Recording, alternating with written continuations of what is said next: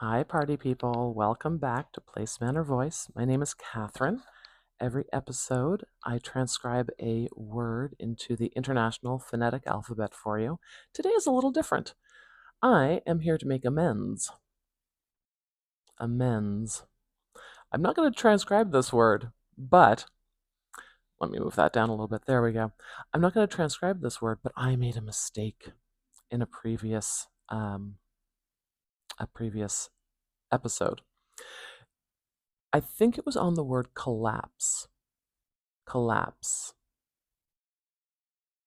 I was talking about the ul sound. The ul sound, we call it a lateral sound because our tongue touches behind our teeth at the midline of our mouth, and we allow the air to spill out around the sides of our tongue. We call it lateral because the air moves laterally.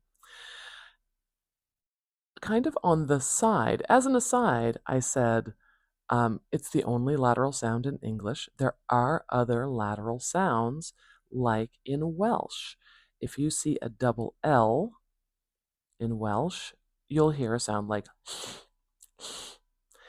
and I transcribed it like this. That is the lateral fricative, which we hear in English as part of a speech disorder, like a lateral lisp. This is wrong. This is the wrong symbol for the lateral lisp, and I realized later, sorry, not the lateral, well, it is the symbol for the lateral lisp, but I should call it the symbol for the lateral fricative. It should go like this. I put the little belt on the wrong side. And this, by the way, is the nickname for this symbol, the belted L. Belted L. Isn't that cute? L. Well, sorry, not L. So what I'm doing there is I'm putting my tongue up where we would say in English L, but instead of letting the air spill out over the sides of my mouth, just kind of freely moving without any friction, oh, I am constricting the airway a little bit so we get a little bit of turbulence in the air. Cool, huh? And in Welsh, and I'm not an expert in Welsh, I just know this little fun fact about Welsh, even though I transcribed it incorrectly. If you see a double L, there's lowercase l's or a capital L and another L after it, you will hear this sound. Okay, let's talk about the name. Well, in English, we call it Lloyd. This is a Welsh name.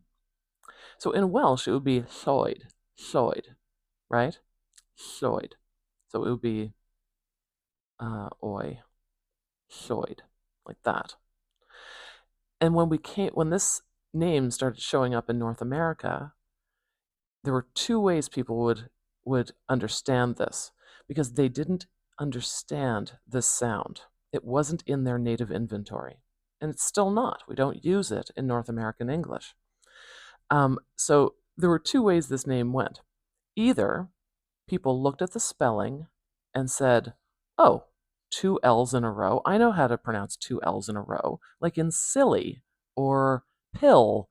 Ooh, I'm going to pronounce this according to spelling. I'm going to pronounce it Lloyd. Lloyd. And that's how most English speakers would pronounce this name Lloyd. But something interesting happened. This sound here, this belted L, this lateral fricative, it kind of has some characteristics of an F or F, right? Because there's a little bit of turbulence as the air is escaping, and it's quite forward in our mouth. So something interesting happened here. People started to understand Lloyd as Floyd. I'll move this up here for you. Floyd. And then gave us this word, this name, Floyd. So really, this amazing Welsh name is Lloyd.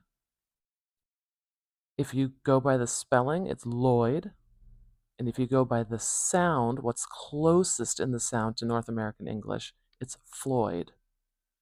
Isn't that a fun phonology fact? Okay, hopefully that makes amends for my error on the belted L. Ugh, embarrassing. But you know what? You just have to admit your mistakes and move on, right? And try to make amends. Apologize and move on. Okay, that's our episode for today. As always, leave comments if you'd like to request a word or a name, and I would be happy to help.